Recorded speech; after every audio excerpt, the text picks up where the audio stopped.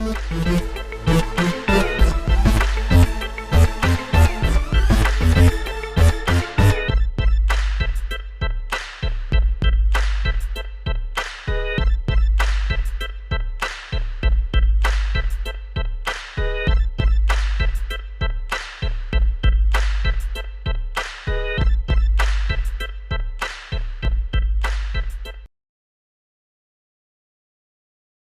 what's going on? What's popping? What's popping? We're back in the building. Back in the building. Listen, y'all, man, we back with another dope episode, and this episode is speaking to me because you know what? I am truly loyal to a fault. I know, but like we was talking about earlier, when is too much loyalty? I mean, when is loyalty too much? When it becomes toxic. All right, y'all. Welcome back to Shift Real Talk. I'm your girl, Lady Free. I'm your boy, Pastor J. And today we are delving into the truths. And we're going to get into the real, the raw, and the oftentimes uncomfortable truths about love, life, and relationships. And today's topic is toxic idolatry. What is it? Yes. Let's delve into this conversation. We're going to delve into it. But guess what, y'all? We got some help with this, y'all. We got help. I reached all the way into the borough of New York. Come on. My hometown. Yes. Where I'm from, born and raised, man. I had to call my peoples, Bishop Jason McCants and Pastor Cynthia McCants. Y'all, we the have First help Lady. Today. Listen, y'all, this is the most realest First Lady that I've known. One and of not them. only is she real, but she's involved. See, there's a difference between just being real and you step aside. Right. But she's real and involved. She's in the thick of it. So how y'all doing today, man? Hey, what's up, y'all? It's good to be here on tonight, and I'm ready to be real and raw. What's happening, y'all? Thank y'all for having us. Yes, man. I'm excited. Thank y'all for having us on. We are We are ready to go. We are raring to go. Yes. Listen, before we get started, I have to do this. So y'all just give me 1 minute. I have to do this. Last week's show, we did the beginning part of this, delving into the red flags, and we dealt with a situation that had to do with my sister. Right. And a lot of times when we come on the show, we really kind of deal with our truth and our experience. Mm-hmm. And our experience, sometimes we are a little open, and sometimes it may come off, offensive to certain people. So I want to publicly apologize to my sister in love. Yes. Because I thank God that she allowed us to tell the story, but it was a little offensive, and I don't want to be offensive because our job is to help people, and our job is to see people grow, and as we grow. So, so as we grow, so I just wanted to publicly apologize before we move on. Oh yeah, we gotta definitely, because sometimes with live podcasts and stuff, we keep it so funky sometimes that we don't realize how it affects other people. I'm not talking about just Shift Real Talk. I'm talking about just podcasters, period. So I love my sister for the fact that she was like, listen, last week's podcast offended me in this way. And this, we addressed it as family. And then we came to an understanding, and there was some forgiveness. And you know what's so interesting about that? Whenever the enemy try to come in, and we come together, when two come together and agree God is in the midst, he loses every time, and he lost again. Yes, so we happy about that. Yeah. So thank God. We just wanted to do that before we move. But absolutely, loyalty. A lot of us are loyal to a fault. To a fault. We are loyal to. We are loyal. Sometimes we are loyal until it becomes damaging because of those things that we are loyal to. Right. The things that we stay committed. It's the connections. Yes. That causes it to be toxic. It's the connections. It's not loyalty. Because being loyal is being faithful to a person, a mission, an organization. But when you step across that line into that gray area, and then it start getting dark and black, that's when you know that your loyalty has become toxic. Absolutely. So what we want to do before y'all chime in, because I know y'all got, I know First Lady is waiting. I see that. I see them gloves. I see them gloves on, and y'all ready to go. Yeah. Before we release y'all and let y'all go, we just want to play this little clip. This gonna be our talking point. This is gonna be our talking point, and we gonna go from there. Come on, roll the tape. Cue dog. Because you're loyal to the things that drain you. You're loyal to your stress and not your smiles. You're loyal to your pain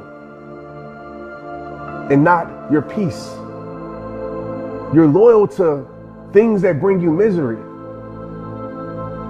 instead of things that bring you joy. And listen, if you don't wake up and keep this up, I know this might hurt to hear, but it's true. You're going to keep being depressed. You're going to keep feeling stressed. You're going to keep living life broken when you weren't created to live life broken. You're going to keep having low self-esteem. You're going to keep feeling empty because you're loyal to the things that can care less about your life. You got to stop being loyal to the wrong things and just imagine your life if you're loyal to the right things. Wow. What do y'all think about that?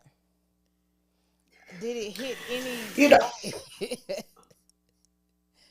I think he was dead on, because oftentimes when we're caught up in something, if we think of it as sin or if we think of it as spiritual oppression, we don't often see the damage and the impact of our behavior on the quality of our lives or on the people that are around us, the casualties of our decisions, right? And the casualties may not be necessarily personal or internal, but there are people who suffer as a result of the things that we commit ourselves to. Yeah. And so really what he was saying to her is, these are the things that are not going to go right in your life. And these are the things you're going to suffer as a result of this loyalty that has become disruptive to the quality of your being. Wow, come on. And I also think that when you become loyal, you can be loyal so long until you grow callous to the things that are around you. You lose sensitivity. You don't realize the damage because you can no longer feel it. You know, it's like having calluses on your hand. You touch those parts, it's such a thickness there. You're so loyal that you don't realize what damage you're doing to yourself, what damage is doing to other people. Loyalty can be damaging, if you lose that sensitivity. Yeah. Wow. And I think many times when we're loyal, we're in love or we're loyal so much, we lose the sensitivity to the things that are around us and that are connected to us. Yes.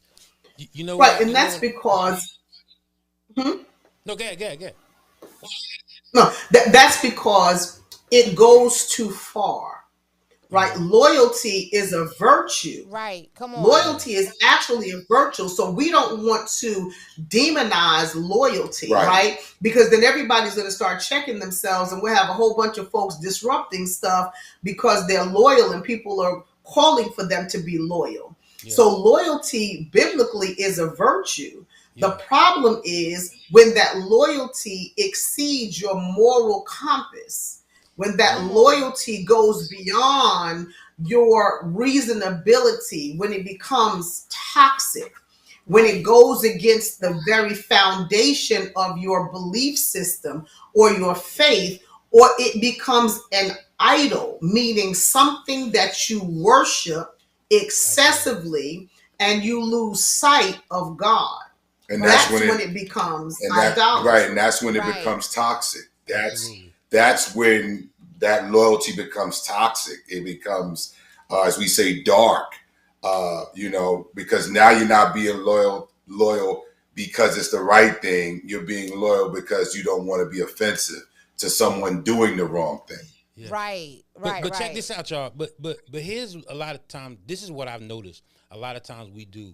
What we do is because we go through things individually. A lot of us, everybody has experienced a level of hurt, a level of rejection, a level of pain. Right. So what we do is, these things are now the things that drive us. So what we're doing is, when we get in situations, when we get in friendships, when we get in relationships, what we are looking to do is to receive, because we are now looking to be validated. We are now looking to be loved. We are now looking to be made felt like we're important. Right. So we get into situations for a motive. We get in the situation because we feel like this is the thing that's going to give me validity. If I don't know if that's a good word. That's a good one. That's a good makeup. Validity. You got it. We got you. Validity. Yes. But it's going to give us that. And yes. yeah.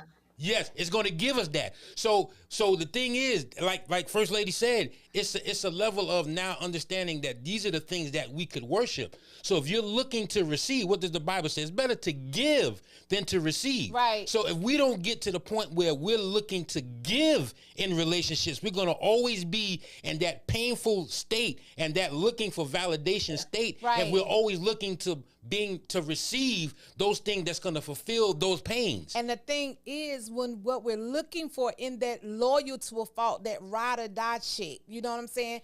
That I'm going to be here no matter what, I'm your rock. We are looking for that person to let us know that we are good to them. We're looking for that person to let us know that if it wasn't for you, I don't know what I would do. We're looking for that person to give us something that'll fill those empty spaces in our heart that make us feel like we're not worthy. So we stay in relationships with friends that we've been knowing for years. I had a situation like that. And it took me and my husband, I'm talking about, we were married for a week, I think. And we used to talk all the time about everything. Like, this was my best guy right here. And so I was telling him about a friendship I had growing up, who I was still friends with in adulthood. And as he was listening to the stories that I would tell him about what we went through, he helped me realize, I was like, man, every fight we got in, she was the one that was y'all, and I was the one that was fighting. Man, every time a situation came up, I was the one that was always there. I was one, but when I needed that person, they wasn't there for me like that. I was the one that was put in a situation where I almost went to jail behind fighting after the club. You know, you back in the day, you go to the club, after the club, you go to the gas station, you know, about to fight her fight. And it wasn't my fight because I was being loyal. But what was it that I was looking for in being loyal to somebody who wasn't loyal to me? And I never thought about that. It never crossed. Nobody ever taught me or even sat me down long enough to say, why are you so loyal to something that's not loyal to you? And I lost the little bit of self, because, you know, at that age, you really don't know yourself anyway. But I lost the little bit of self that I was, and I became almost a carbon copy of what the expectations of that relationship in everybody else's eyes. You know, when you see one, you see the other, you know, dark and light, double trouble. So it was almost like I fit into that mold so we can continuously be what everybody else was saying, because it gave me some sense of place. I wanted to receive that, like, you know, you the one that stick closer than anybody. Like, no matter what, you always gonna be there. And I don't know what was broken in me that made me want that so bad that I was loyal almost to the point of ruining myself. It can become an addiction, you know. When you want, like you said, craving those accolades, and you know, and it can become addictive, where people want to always have that, always hear that, you know, that loyalty. You know, it's like a safety blanket. You know that person is gonna always be there, is gonna always be down for you, gonna always give you the words of encouragement. It becomes like that. You know what I'm saying? Like that safety blanket. Yeah. You know. You know, you said something that was key, and Jess said something that was key as well. Kind of went hand in hand. You're talking about, Pastor Jesse said, seeking validation, yes. right? And then you said, I didn't know what was broken in me that would allow me to go that far. And what both of those things speak to are deficiencies in us as individuals. Right. It's like being in an abusive relationship, and then we get out of that relationship somehow or another, and then we get into the next relationship, but we are not healed from the abusive relationship.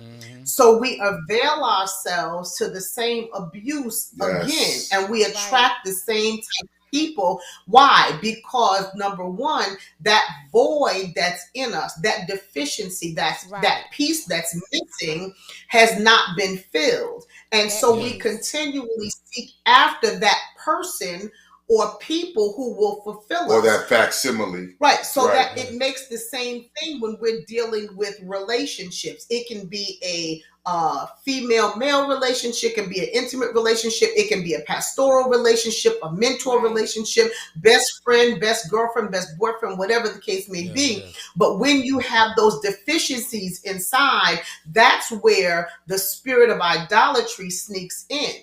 Because you're weak and you're looking for the thing to fill what's missing in you.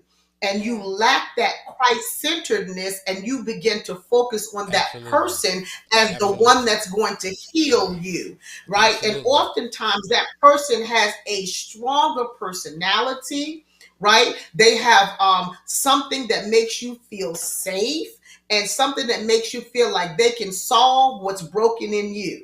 Right. And so you're constantly seeking after that thing, but the problem is you're broken, right? And you haven't been healed. And that's why it goes into something that morphs into idolatry and doesn't align with the biblical object of loyalty. And what we find is we have a weak sense of discernment, which means I don't see the person for the genuine friend they can be, or the fact that I make a guy friend a boyfriend, right? They were only meant to be a friend, but I got into an intimate relationship with them because the void in me identify them as somebody who should be no more than a friend. Just because they're a good friend doesn't mean they're meant to be a good lover. That's right. It don't mean they need to be in that space in your life. And how many times have we seen that happen? I mean, where people have gotten together and gotten married and gone down the aisle, and because they made something into something else. It wasn't meant to be. It wasn't meant to be. A lot of this stuff also stems from low self-esteem, which still has to do with the void. It still has to do with the deficiency, right? So I may have a friend, and maybe all my life I wanted to be down with this kind of crew. I wanted to be, I wanted to be in the in crowd, or I wanted to be that girl. Well, that female may represent that type of girl I thought I always wanted to be, or what people said I should be. And so I align myself with that person, not because that person is a good friend or is a good model for me, but because they look like either A, what I thought I should be, or B, what somebody else said I should be. And so I get into this relationship, and I get a false sense of loyalty, right? I become loyal based on some false analogy or misinformation or unsatisfied, unmet need. Right? It comes from an unmet need. And so we get into these situations, and then everything that makes sense no longer makes sense. Right? All the red flags are no longer red because I'm too busy trying to. That's right. Then you got the flip side of the person that has to be needed. They have to be needed. You got the person that's seeking out people that are weaker than them because it validates them. They have to have those people around them. They have to have people that are always coming to them. They don't feel fulfilled unless somebody's coming to them for advice. Right, exactly. That they need that. That's the flip side. And that's a strong thing, because that comes from a spirit of control and manipulation. Yeah. Right? We can talk about this on the surface. We can talk about it from a secular perspective, but also domineering spirits are going to overtake weak spirits, right? And they're going to control it, and they never travel alone. So when you see a controlling spirit, there's also going to be a manipulating spirit, because I can get you to do anything. And so you think about those relationships where you have people that are always giving somebody their money, right? Yeah. Always giving them the best of what they have. Well, that controlling spirit and that manipulative spirit knows what they can get from them. So they feed them what they're lacking, so that they keep giving. And the person keeps giving so that they can keep feeling important in that person's life. And it becomes toxic. They feed off of one another. They need that. They need that. Like food, like water. Yeah. They need that. Right. So you know what that to live off of.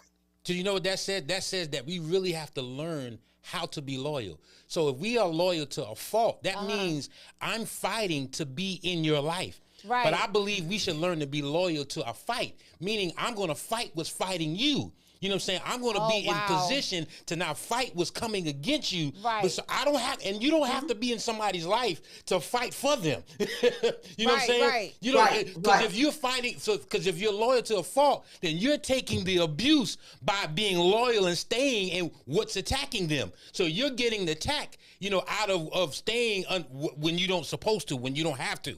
So it's just that we have to learn how to be loyal. And you have to ask yourself, what is this being loyal to this person to a fault giving me? What is it that I feel I need from being loyal to this person? Because we said we're going to unlock some uncomfortable truths, okay? The truth of the matter is, a lot of times we have made ourselves believe that we just want to be there for that person. But somewhere along the line, we have missed the mark of, okay, what is it in me that makes me stay loyal to this person, even though I know this person drains me? This person takes all the time. Like, I give and I give and I give, and this person is not returning the favor. It's like, and they're oblivious to it. It's like, what is right? But they have to come to the knowledge of that. Yeah. Right. They have to know. Like a lot Bishop said sometimes you stay in toxicity and that loyalty so long that it becomes callous. That's why it's important for that a man, when he finds his wife, he finds help. Because that wife, if it was you, Bishop, the wife can say, okay, look, because she's not callous, because she's not sensitive to what you're sensitive to, and she can be there to help you along the way. That's why a man should be keen to hear, like LB said when he was on the show one time, that sound, her sound should not irritate him. We have trained people to think that, oh my, she just wah, man, I'm just tired of hearing. No, you should want to hear her voice, because her voice is going to help you understand. You're loyal, yes, but in your loyalty, you don't realize how it's affecting everything. So what is it that you're gaining from this loyal relationship that you're in? Because nobody's putting a gun to your head to make you stay.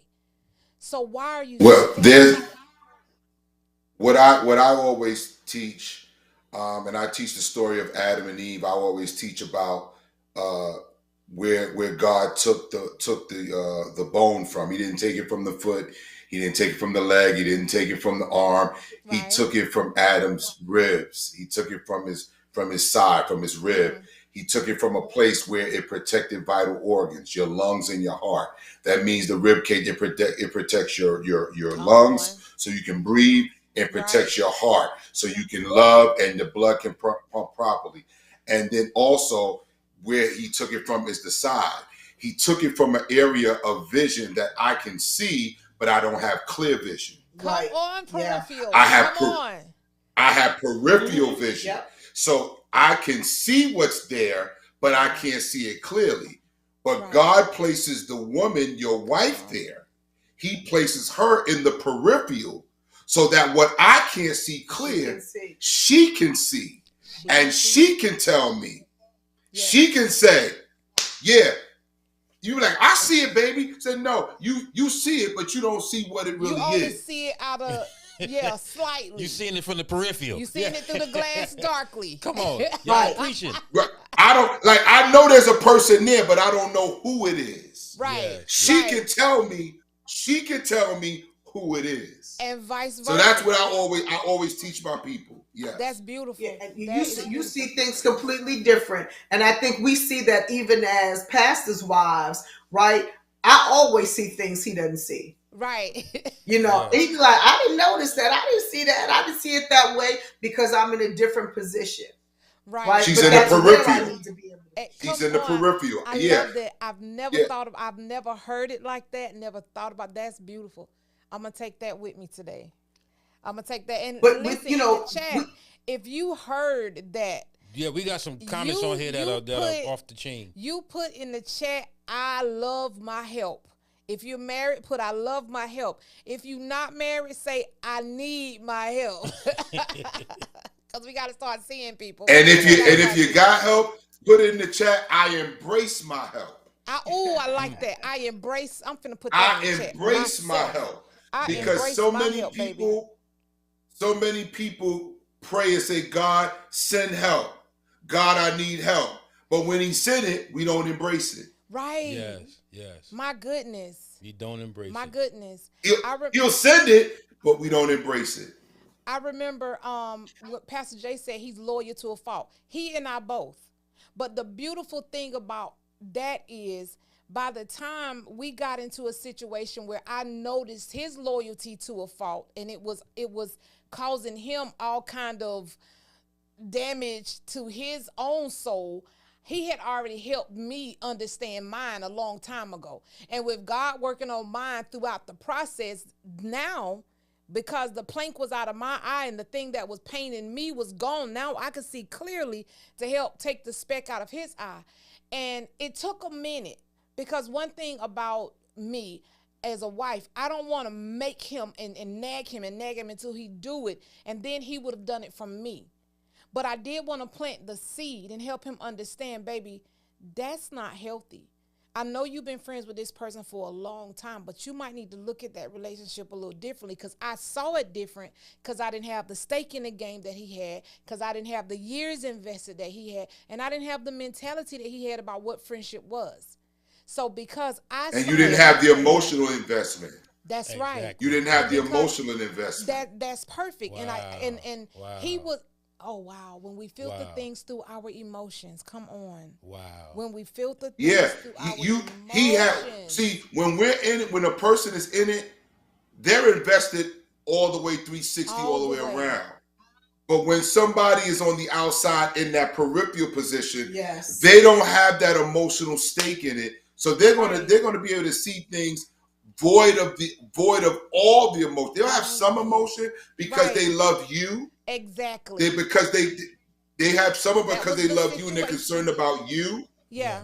Right. So they got some emotion, but they're not emotionally invested in that person because they're not in it. They're mostly invested in you, but not the person that I'm invested in. Exactly. And the thing that's so beautiful about how God do it, that after a while, see, some plant, some water, and God add the increase. Once God beginning to add the increase to that seed that was planted about maybe you should look at this relationship, because it's not that I didn't like the person he was in a relationship with. That wasn't the situation, but I understood the assignment. Yes. And in understanding the assignment, I had to say it to him in a way where he didn't feel like I was threatened by, because, we teach that. If somebody comes along and they see the situation without the emotions, now that's something wrong with you, because you act like you don't like. So no, it's not that. It's just the fact that I see it differently. I see how it's affecting you. I see things that you don't see in it, but I don't want to force you into my will for you. I need God to do it, because only what you do for God is permanent. Everything else is temporary. That's when you hear people say, well, I tried to do it. Well, I did good for a minute then, man. I don't know what happened, because you're doing it yourself. You're trying to do it for the wrong reason. But when you're doing it for the right reason, and God is the reason, it'll be permanent. And when I say he figured it out for himself, and I was so happy, because once that happened, babe, what happened? Like, what transpired after that relationship was put in its proper perspective? I was at peace. Come here. A man at peace is a peace. monster. Cause the thing is, like y'all are, thank God, man, We need y'all these men are to be at preaching peace. up on here. Y'all are preaching. You hear what I say? But they letting you know in the comments, man. Yeah, they said y'all are preaching up in here. So the thing is, so I want to ask you guys, like, everybody and those who are online watching, how, because we invest so much emotionally. That is where the trick is. That's the emotional investment. Ooh. Because when we invest emotionally, it's like we leave God out of it. Come on. We leave God out of because He invests in us. Yeah. So we gotta use what He's given us to give the people, but we don't take God. How can we separate the emotions when we are emotionally tied? How can we do that? Can I jump in and then you jump in? Can I just you jump? You gotta stop me. All right. Come All right. Come on. I'm gonna say this first part and then I'll let her take it. Okay. The first thing we have to understand is that what are emotions and what are they worth? Our emotion. I look at emotions as we call, and this is a new term we've heard thrown around, emotional currency. Right. Mm-hmm. We've heard, I don't know if you've heard that term, emotional currency. You have to look at your emotions as an investment. So do I go around throwing around my money like I throw around my emotions? Jeez. So I have to be careful, and I have to be really careful about where I invest my emotional currency. Wow. My goodness. Because guess what? Just like most investments, we want a return on them. Our investment. Yes. Yeah. We want a return on our investment. So we've got to be careful where we've got to be very thoughtful, just like we're thoughtful about our budget. We talk about our budgets every year. The beginning of the year, we're going to budget. We're going to get our credit together. Well, you need to get your emotional credit together. Wow. Stop loaning your credit out to everybody. Wow. Stop loaning your emotions out to every situation. Yeah. You've got to be very guarded about where you plant those emotions, where you sow, where you invest. It's just like the parable of the talents. You got to be very careful. You want a return on it. Right. The man had 5. He got back. He invested 5. He turned it into 10. That's right. He invested 3, turned it into 6. Mm-hmm. The one that had 1, he buried it in the ground, and then blamed the person that gave it to him why he didn't have more. Right. You got to be very careful where he invested it in the ground, which got him nothing. So you got to be careful not to invest your emotional currency in places where there's no return. Come on. But you also have to understand, and this wasn't my response, but because he went there to the talents, I got to piggyback off that. Then I'll go to what I was going to say. But, just looking at the talents, you've got to understand people's motives, right? Right. Why are you being asked to do certain things? Why have you been entrusted with certain things? Discernment, like you said, Pastor. Right? Yeah. So the one with 5 knew the master, and he understood that the master expected an increase and a return. So he multiplied it. The one with 2 knew the master and understood that he expected a return. He doubled it. Yeah. The one with 1 didn't make the assessment that the master expected an expectation of a return, but he judged the master. Wow. He said, thou art a hard man. I know that thou art a hard man. But here's the thing. Wow. The first 2 said, I'm the servant, he's the master. My job is to mirror the master as the servant. My master would multiply what he's given to me. The last person, instead of realizing he was the servant and the other was the master and he expected a return, instead of mirroring him, he judged him. Yeah. And because he judged him, he missed. Why would he entrust me with this? The master says, I gave each of you based on what I knew you could handle. which spoke to the fact that the master knew who the servant was. You are only capable of handling one. Yeah. Here's the other thing. The master was looking for partners. And because the first two mirrored him, he said, come, partner with me. I can trust you. The last one missed it because he judged him instead of mirroring him, and he was not offered a partnership. And therefore, when you're in the relationship, you got to know what the other person's expectation is and why they have you in the place they have you and why they entrust you with what they entrust you with. Even as friends, you got to know why you got this friend. Mm-hmm.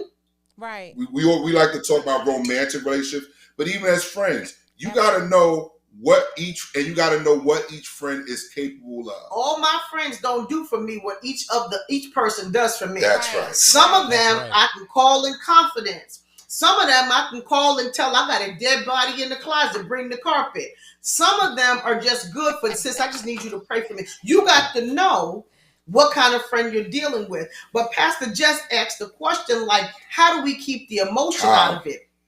We've got to always prioritize truth and justice.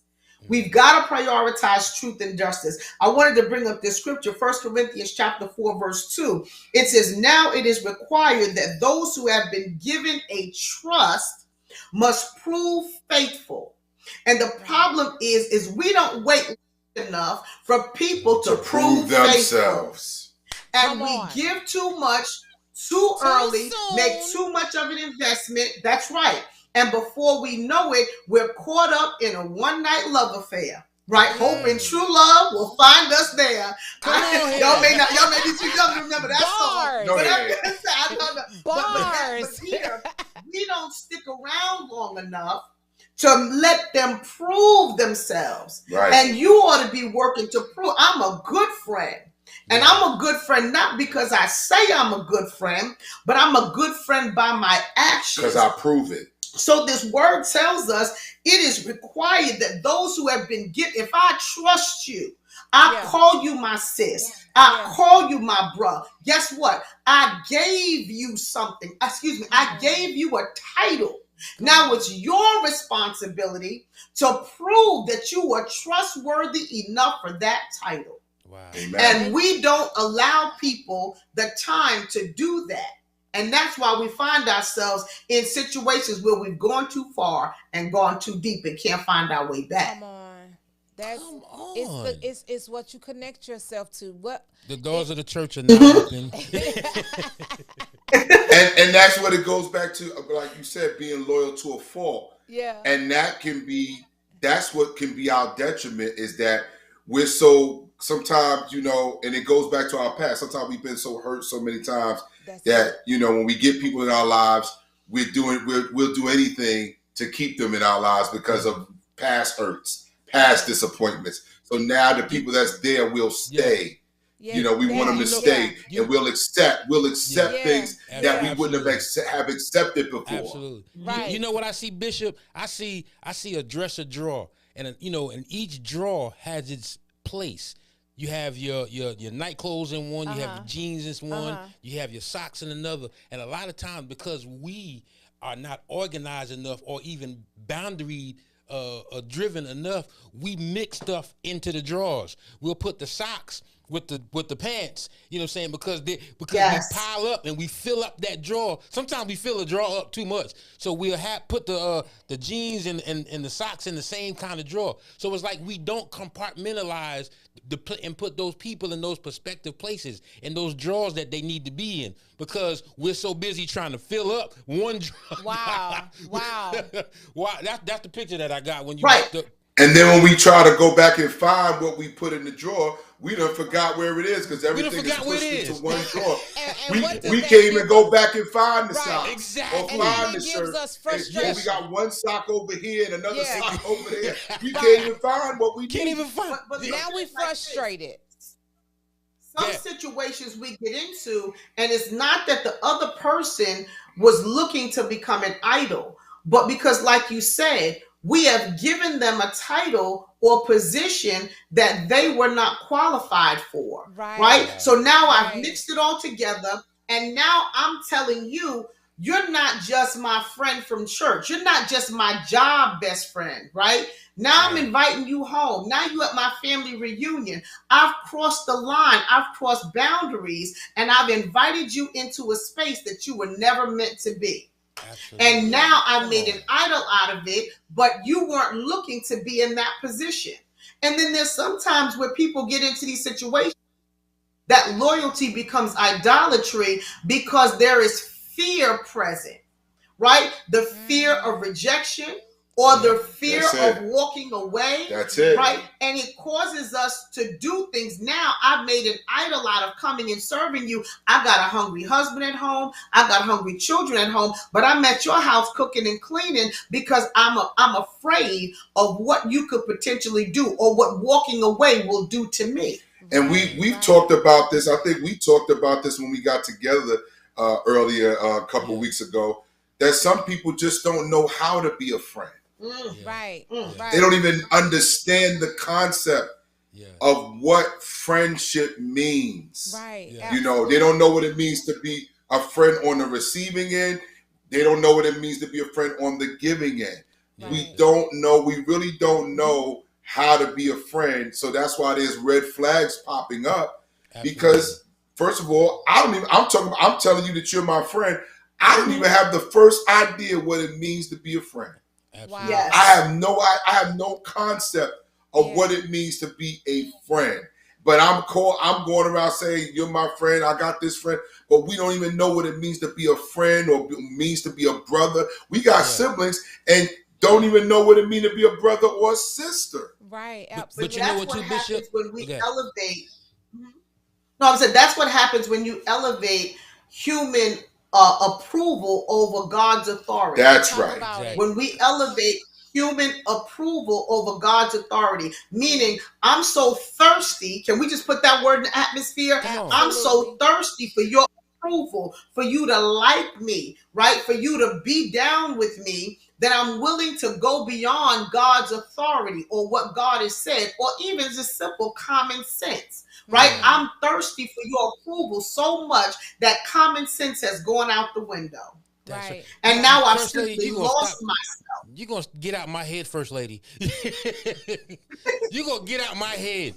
That is so true. And you know what, too? I was talking to somebody earlier about that. And this is what we were talking about last week, segueing into this. A lot of times, we don't even allow the grace for people's not know-how. Right, what they know. So again, because we don't know, we got to put in our mindset that they may not know either. And sometimes because we put an expectation on it, we don't allow the grace for God to come in and show how this relationship should be dictated. Because he said, in all thy ways, acknowledge him. Right. So that means even in the level of grace that we should have for people, we got to acknowledge God in that. And he won't lead us astray. He won't allow us to go into the, it won't allow us to do things blindly and looking crazy as we do it. But the thing is, we got to allow the grace. We got to allow them to at least learn. And situations teach us. Events teach us. And that's the thing. And one more thing before, one thing I noticed is that a lot of our emotions, we done put so many diseases on the emotions. We put a mental disease on emotions, and that's not what emotions are tied to. We made it a disease until now when it comes to dealing with somebody's emotions, it's like, oh God, I got to stay away from it but it's like, again, we have to allow God to help this person in this low place. So sometimes we can be that form, or we can actually go to God to let God do it. But the thing is, we can't go in expecting that person to be emotionally where they supposed to be sometimes. So I just know what else too, piggybacking off what you just said. Man, this is good, y'all. It becomes idolatry when we don't invite God into the situation, because God is the only one that knows the heart. He said the heart is wicked and desperately evil, or something like that, right? So if you're showing me one thing and I think, oh, okay, this person is cool, but at the same time, God is saying, nah, because I see the heart. So we don't make God the center, and we have to understand the assignment of the enemy. He wants to get in our heads and mess our heads up, because the battlefield is in the mind. So if he can make me think through this relationship, something's wrong with me because this person is constantly telling me I'm not no friend, you ain't loyal to me, you did this, and I'm constantly hearing feedback from a friend that's toxic, and I'm constantly trying to be loyal to that person.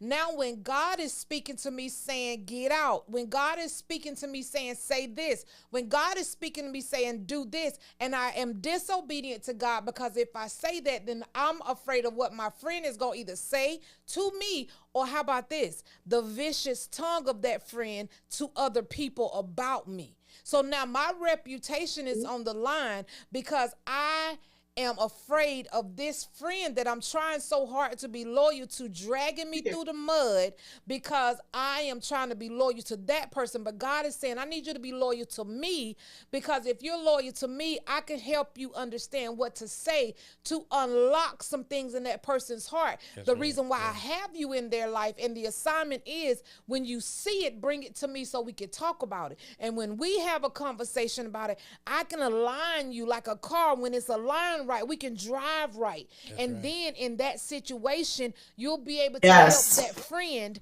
Now, some people we do allow in the space of friend that should not be there. We know when we was friends with that dude, our guy friend, he told us all the chicks he was smashing. We know that. Yeah. Because we can talk, and because we listen, and because he did, and he spent time. Now all of a sudden he has come into a space of more than friends. Yeah. But you know he's not going to treat you right, because you know he was not qualified, First Lady. He was not qualified to be put in that position. But we put them there, and God was constantly saying, no, no, no. And then when now we music soul child saying I want my friend back. Now we music soul child saying I want my friend back. We shouldn't have crossed the line. I think you was just supposed to. But see, that's what needs to happen. Let me just take a little moment out to give a couple of shout outs. Absolutely. We got Al West on. Al West. Bishop Loader has just checked in. Jace Bishop Loader just checked in. Evie Stevens, thank you for tuning in. Corey Myers, what's up, cuzzo?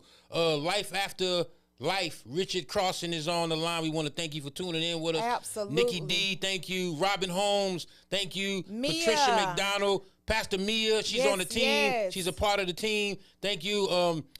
Just Did a couple. you say Donald Stroman and Donald Monique Stroman, Leach? that's right. Brian DeCamp, thank you. Letitia Scott, my dad is on the line. Absolutely. My sister's on the line. Letitia Stevens. We got Brian Kemp. Listen, y'all. Listen. If you are on this live and you are enjoying what you are hearing. We know you enjoying this shit. Please, go on and share this. Okay, babe, to the period. Listen to the period. Okay, if you are enjoying this live, I want you to take one moment right now and share it with at least one person. You have over 50,000 people you friends with. Share it right now. We're going to give you a moment because this is information you don't know what people got 50,000. She judging. It's a good judgment. You got a lot of friends. Send it to one. Send it to one. 50,000. Send it to one. Amen. We got a lot of good comments on Bishop Butler's in. My brother, he's in the house. Bishop. What's up, bro? We are so They said they were going to end the podcast early to come on with us, so that's why you see. Thank y'all, man. I appreciate that, man. Charlene, thank y'all, bro.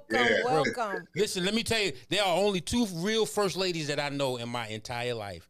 And that's Artel Butler, and that is Cynthia. Artel Butler, real. Telly B. Those are the most realest first ladies that I knew it was Telly B. I call her the queen. Absolutely. Those are the only two most realest first ladies in the world I'm that I know. About we'll keep it raw. Keep it 100. And wear they Timbs in a minute. Right. That's Telly. Telly hold down the Timbs. Yeah. But listen, y'all. But man, man, listen. This is awesome. Can I take a moment? Y'all found out last week I love ChatGPT, and I had a conversation with ChatGPT today because a lot of times we don't. Well, I'm not talking for biblical. I ain't asking for biblical stuff. But I asked this question. I mean, the AI can't tell me about my God. That's what I'm saying. But I said, okay, a lot of times people don't even know simply what loyalty is.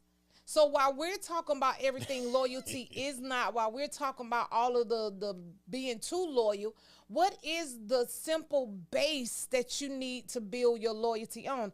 And I like the definition. It says loyalty is a steadfast commitment to a person, group, cause, or principle. It involves staying faithful, supportive, and dedicated even in challenging times. True loyalty, though, this is the kicker.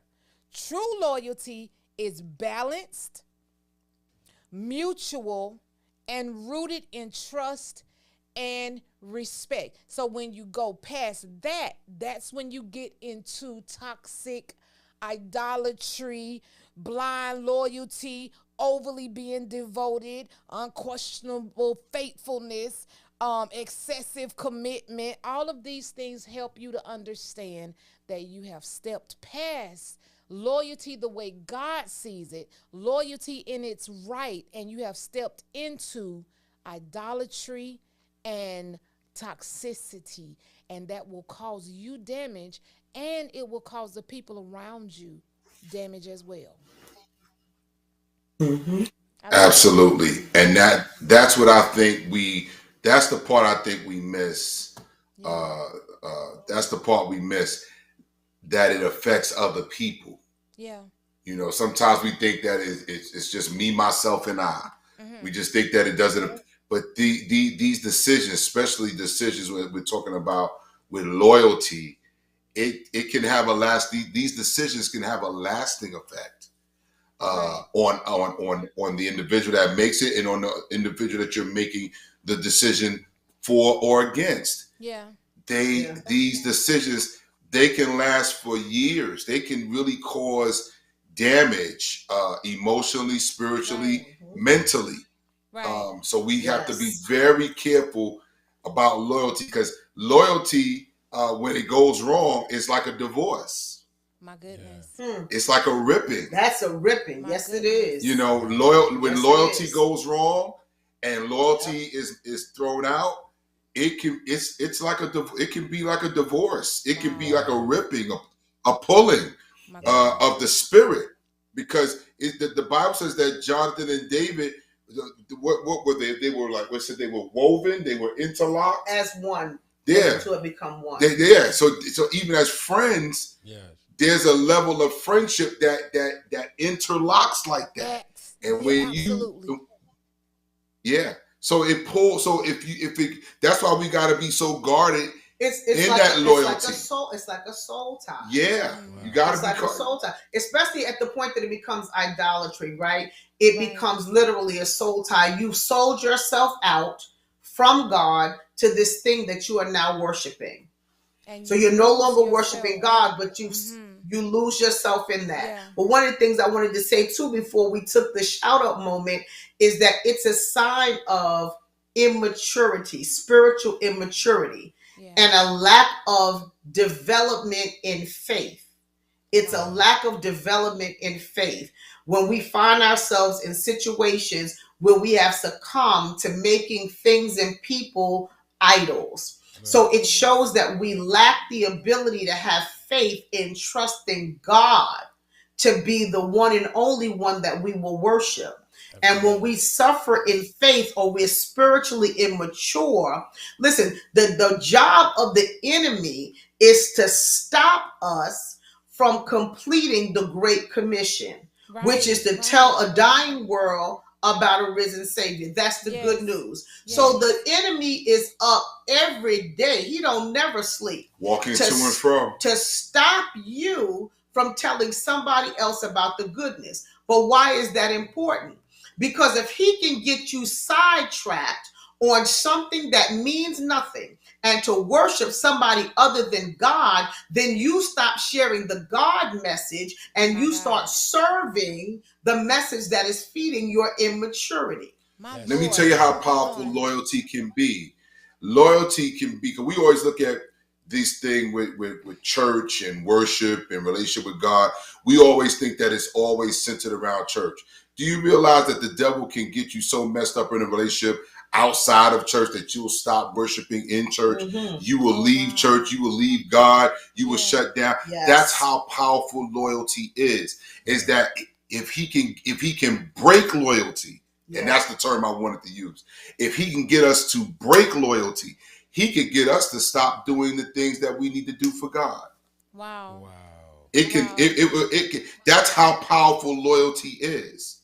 Wow. That if it's broken, if fellowship is broken, even if it's outside of church, it will have an effect on your worship and your relationship with God.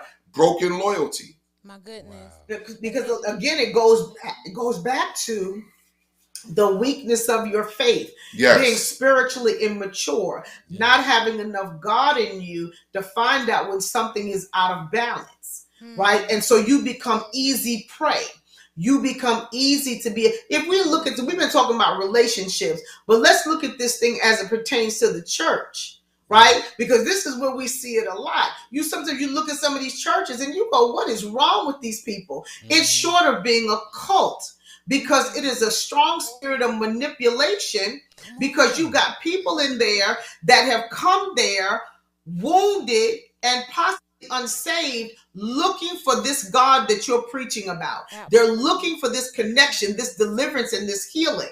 And when you are not right, when they come in, they have a little bit of faith that drew them in. But then here we come with the spirit of manipulation. I'm using these terms, we and us, very loosely. But what happens is, because that faith is not developed, that faith is underdeveloped, we can now have incest with these undeveloped believers and give them something that God never intended. And so instead of pointing them to God, we point them to us. Yes. And because it's immature, when it's developed, it's not developed this way, it's developed this way. And it's developed this way. And we begin to serve them instead of serving him. Horizontal instead of vertical. And then the loyalty that we have to that ministry, to that person, to that deacon board, to the mother board, to the pastor, whoever, when things go awry because we have made that person and put them on a pedestal over God, then that's when you get the church hurt. Because a lot of Christians, or not Christians, but a lot of people who come to church, they get caught in the pastor's bill of religion and not God's bill of kingdom. Oh, my, come on. Wow. They get caught. That'll preach. And that's where the confusion comes in. Because you got too many people. You got too many people in the pulpit who are needy. Yes. They need those people to worship them. They need those. How about this one? How about they need those people to feed them? To feed them, right? So instead of being able to lead them and pastor them, because you need them to give money. Maybe I should have did this on y'all podcast. Come on. Listen. Because you need them to pay those tithes. You need them to give those special offerings and stuff. You're not going to reprimand them. You're not going to tell them the truth about their sin. There's certain things you're not going to do because you need them. You can't lead those you lead. Yes. You cannot need those you are meant to lead. If I know how much money I collect on Sunday is going to determine whether I pay my mortgage or my rent, I may not tell you the truth. I may leave you in a place to manipulate you where you never see God, but like you said, you see my religion or what I need you to see to continue to serve my needs. And then it goes back to what we said earlier. Then that person becomes callous and they never get to feel or they never get to realize the truth. They never get to see their way out of it because now they're callous. They're in it now. They're in so deep. Now they're insensitive to what could possibly be the truth. So now if anybody comes to them and tells them the truth, now the truth looks like a lie. Now it looks like you don't love my church. You don't love my pastor. You don't understand what the relationship is I have with God because now you're callous. Listen, can we open the doors of the church now? Okay, babe. I'm gonna say this, y'all. We definitely have to bring y'all back. We filled up for January, but we gonna have to find a spot for y'all to come back in February so we can hold on, Poppy. I mean, that's okay. That's what I call you at the house, my baby. Go on, baby. Go on, honey. Listen, this y'all podcast. You can say whatever you want. He caught me off guard. But listen, we out of time for the day, but that is a beautiful topic. Hot for another day. But listen, one thing I have to say before we leave to close us out.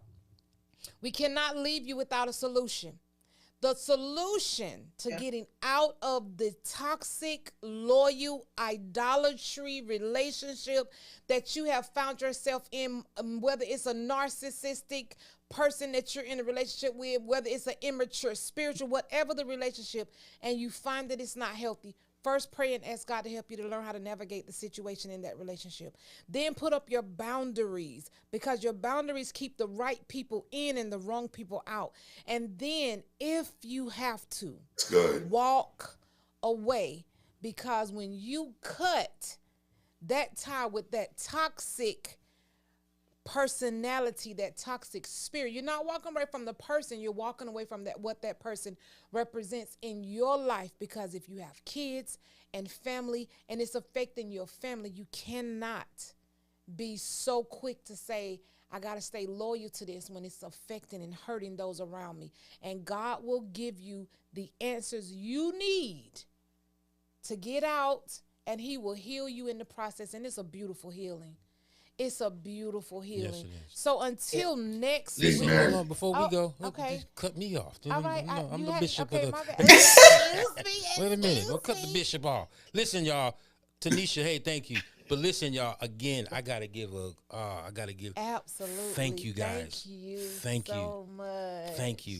Thank you for allowing us to be on and allowing us to share and to team up with you guys. Yeah, thank you so much. Okay, we gonna talk, team Jay. up. You said it. We're gonna talk. Yes, sir.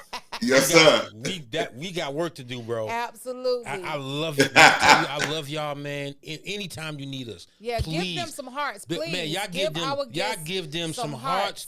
Some and I ain't gonna say if you like to share this content, share it, because this was a lot of good stuff. This was a lot of good stuff. It. Listen, man, we thank y'all for y'all. I know y'all busy, man, but y'all thought it not robbery to come on and share you guys your ministry with us, man, and we loved it.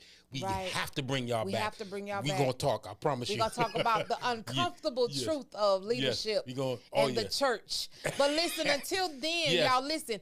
If you want to see an episode next week, we're gonna be talking about the red flags inside yourself. We always looking out for them. Oh, that's a red flag. Oh, he did it. She did. No, but what about the red flags in me? It's time for us to look inside. Yeah. Next week, I'm your you boy, have to join us. Pastor J. And I'm your girl, Lady Free. Please say your name's going out. That's Bishop Jason. Said Lady McCants. And Bishop Jason McCants. Listen, y'all can find them in Brooklyn, New York, and Atlanta, Georgia. Absolutely. They are an awesome couple, y'all. If y'all looking for a great ministry in New York, this is definitely a great ministry. So your church to go to and attend. And the cathedral at New Gethsemane. The cathedral at New Gethsemane, 209 Rochester Avenue, in the great section of Crown Heights, Brooklyn, between Sterling Place and Park Place. Okay. I am also the presiding prelate of the Emmaus Christian Fellowship, Brooklyn, USA. Amen. And First Lady, you have a group of ladies that you deal with and you minister. Give them where they can find that. It's not just women. It's Ignite Your Day in the Word with Pastor Cynthia. That's a Facebook page. And also PastorCynthia.com. That's my website. And also on YouTube. So Pastor Cynthia McCants. That's us. Ignite Your Day in the Word with Pastor Cynthia every Tuesday and Thursday at 6 a.m. We're in 21 days of empowerment. We're on day number 14. So listen, we're on at 6 a.m. and 6 p.m. every single day for 21 days. 42 devotions. God is doing it. God is doing it. Bishop, one more time. Robin need that address. One more time for the address. 209 Rochester Avenue, Brooklyn, New York, between Sterling Place and Park Place in Crown Heights, Brooklyn. Crown Heights, Brooklyn, Robin. So go check them out. Please go check them out. But we love y'all. We got to go. Service starts 10 a.m. on Sunday morning. 10 a.m. Robin, go check them out. Robin Holmes, go check them out. All right, y'all. Well, this there you is go. Thank you, us, Shift Real Talk. We love you guys always and forever. Don't forget to subscribe so you can get more videos like this every Tuesday. And we got some other little things sprinkled in throughout the week. But until next time, same bad channel, same bad plays. Peace. Thanks for watching.